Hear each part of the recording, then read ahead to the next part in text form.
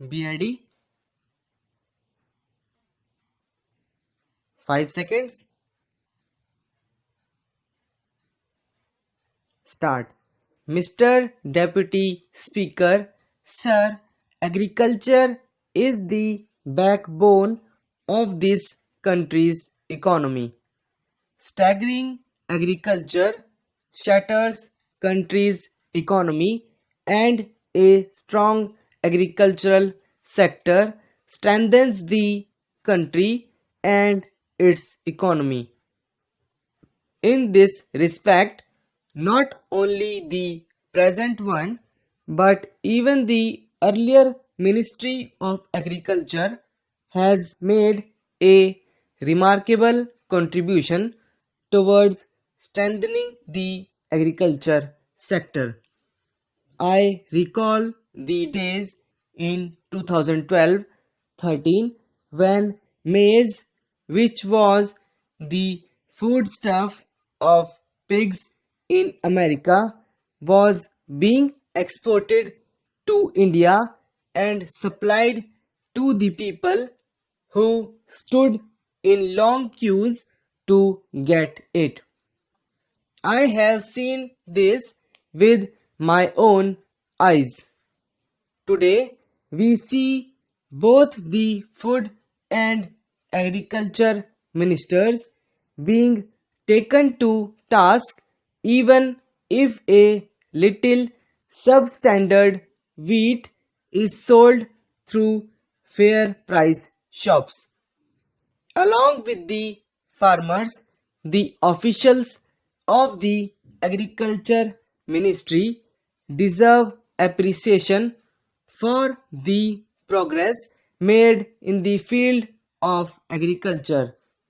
I also congratulate them for the good Rabi crop. As regards the provision of facilities made for the development of agriculture, it leaves no scope for criticism. All these things are ample proof of support of the opposition. By not moving a cut motion, the opposition has also expressed their agreement in this respect. But suggestions should definitely be given. However, wisely, we have planned our resources. It is never foolproof.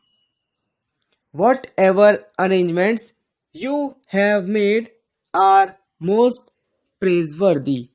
Still, there is need to think in terms of future also.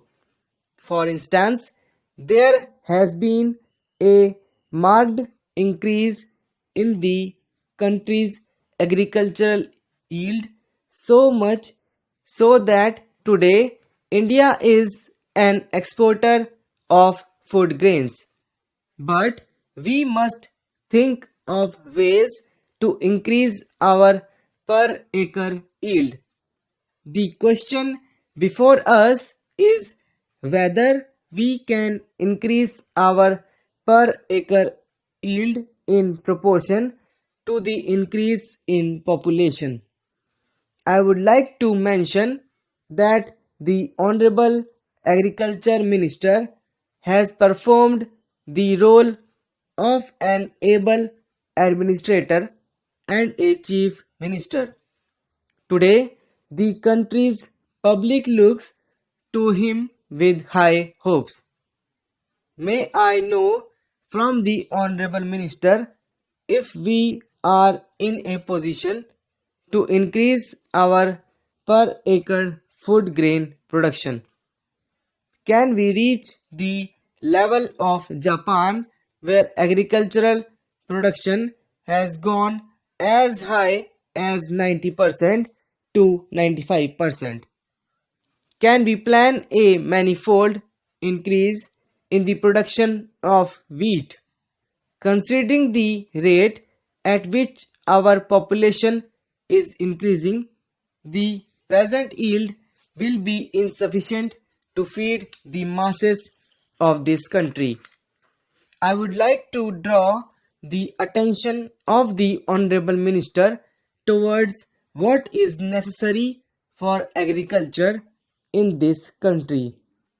It has been a great misfortune of our country that there has been a drawback in the way land reforms have been enforced in this country. In our economy, the size of land holdings has become very small. Every year, we see changes in the agricultural implements.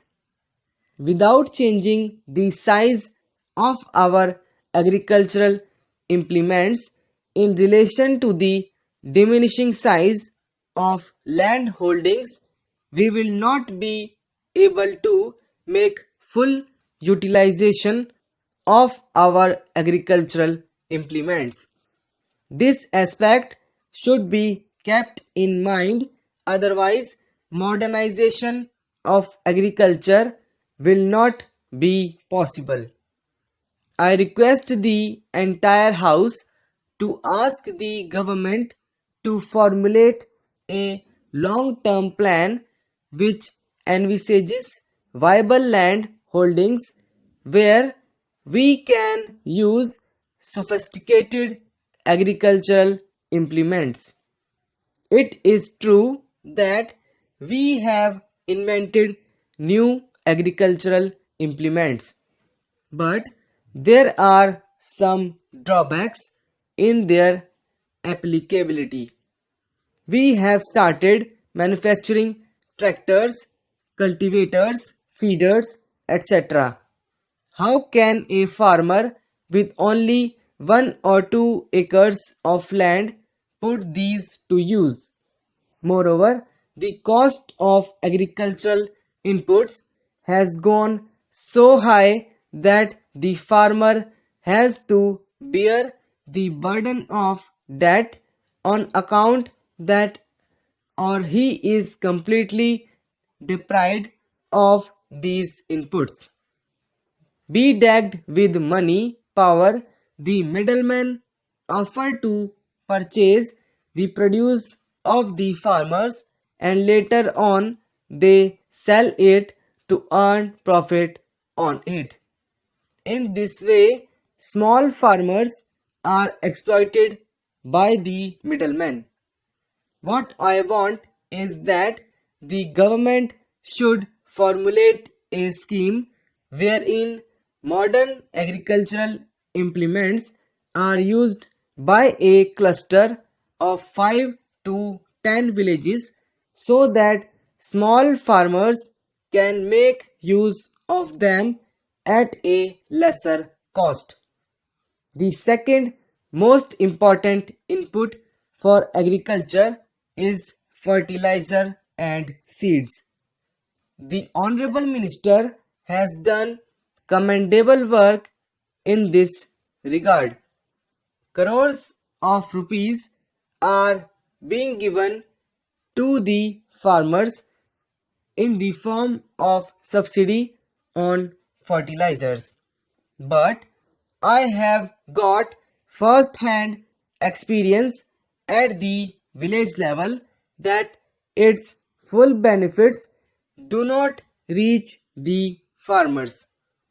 In villages, we are told that benefits are being enjoyed by middlemen instead of the farmers. This system should be changed and there should be a reduction in the prices of fertilizers in order to give the real benefit to the farmers. Our country also imports fertilizers. According to my information, there is scope to increase the production of fertilizer in the country. The technology of the 60s which we have been adopting today needs to be updated and the money to be spent on the import of fertilizers should be spent on the modernization of production technology.